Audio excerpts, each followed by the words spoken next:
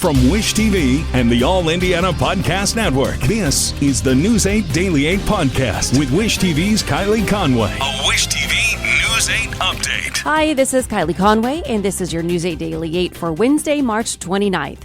We're going to start with clear skies and chilly this morning, feeling like it's in the 20s.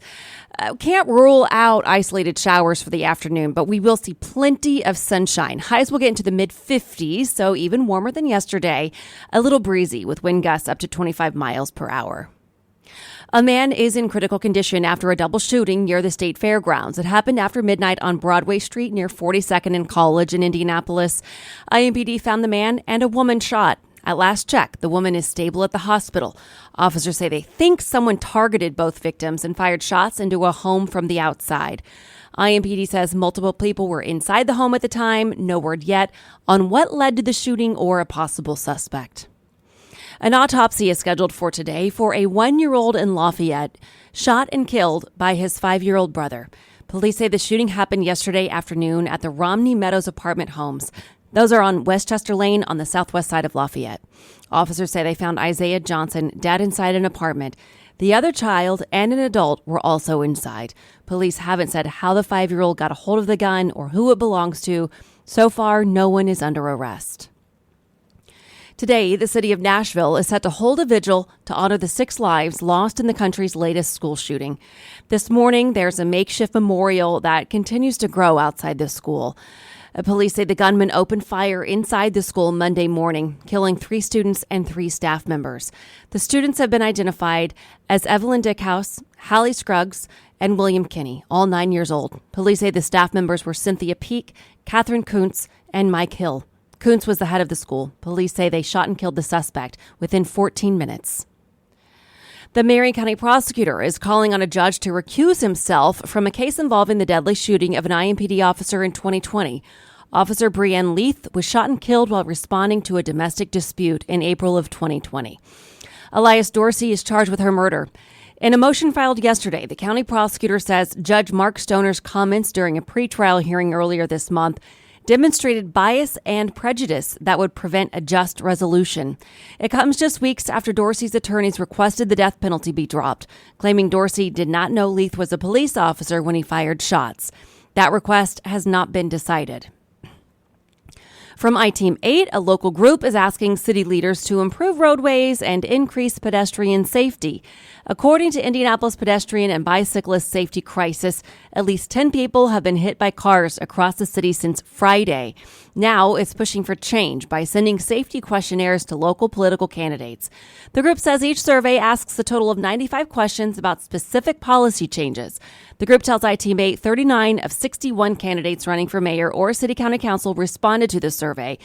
We've made it easy for you to read all of their responses. Just go to wishtv.com and look in the As Seen On section, and that's where you can find this story. Click on it, and we've got the results inside.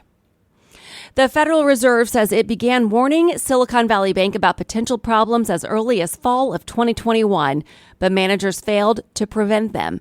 A top Fed official made the comments during a Senate Banking Committee hearing yesterday as the agency considers stronger bank rules. Yesterday's hearing marked the first formal congressional inquiry into the bank's collapse earlier this month.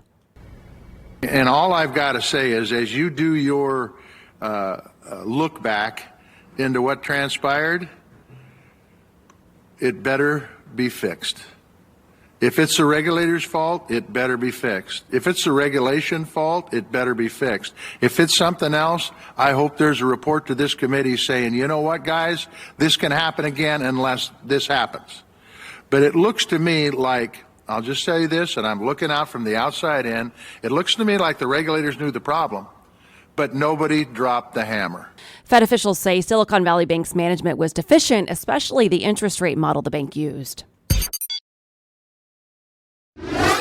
A federal judge says former Vice President and Indiana Governor Mike Pence must testify before a grand jury in an investigation into efforts to overturn the 2020 election. According to CNN, Pence must testify about any potential illegal acts former President Donald Trump may have committed. Pence will not have to answer questions about his own actions during the January 6th Capitol riot. In the past, attorneys for Pence had cited constitutional grounds to challenge a grand jury subpoena. No word yet on whether they plan to appeal that ruling.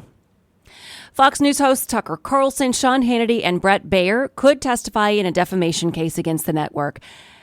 Dominion Voting Systems accused Fox of airing false claims that the company was engaged in voter fraud during the 2020 election. All three hosts' names are included on witness lists submitted this week by Fox and Dominion. The lists are no guarantee that they'll testify, and it's currently uncertain if the case will even make it to trial. And to business headlines, a new Senate report finds that shortages of critical prescription drugs spiked by nearly 30% between 2021 and 2022, marking a 5-year high. The biggest concern, according to the report, is an over-reliance on China for ingredients, posing a national security risk and leaving millions of Americans vulnerable. Shortages have been caused by economic drivers, reliance on foreign sources, and poor visibility of the pharmaceutical supply chain. U.S. home prices logged a 7th straight monthly decline in January as rising interest rates continue to pressure home prices and the housing market overall. The S&P CoreLogic Case-Shiller U.S. National Home Price Index fell 0.5% in January compared to the previous month. Nearly half of U.S. employees have a side hustle or source of supplemental income, Bloomberg reports, citing new data from Lending Club and Payments.com.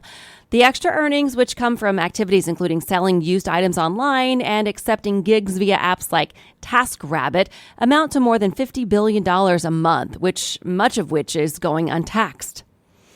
AMC Entertainment surged as much as 21% on Tuesday after a report suggested Amazon might buy the struggling movie theater chain. The Intersect reported that Amazon chairman Jeff Bezos ordered his investment advisors to explore acquisition plans for AMC. The cost of tuition, room, and board keeps climbing at elite U.S. colleges, with some economists warning about sticker shock. Full costs at elite private colleges already stretch well into the 80,000s, or upward of 320,000 for 4 years. Bloomberg reports those costs are going up even more as well. This has been your News 8 Daily 8 for Wish TV. I'm Kylie Conway. Online at wishtv.com and follow us on Facebook when you search Wish TV. This is the News 8 Daily 8 podcast with Wish TV's Kylie Conway. A Wish TV News 8 update on demand for even more on demand and on the go. Connect with Wish TV on Facebook at wishtv.com and on the free Wish TV mobile app. Thank you for listening. And be sure to like, subscribe, and follow this podcast for updates every weekday morning on the All Indiana Podcast Network and wherever you get your podcast.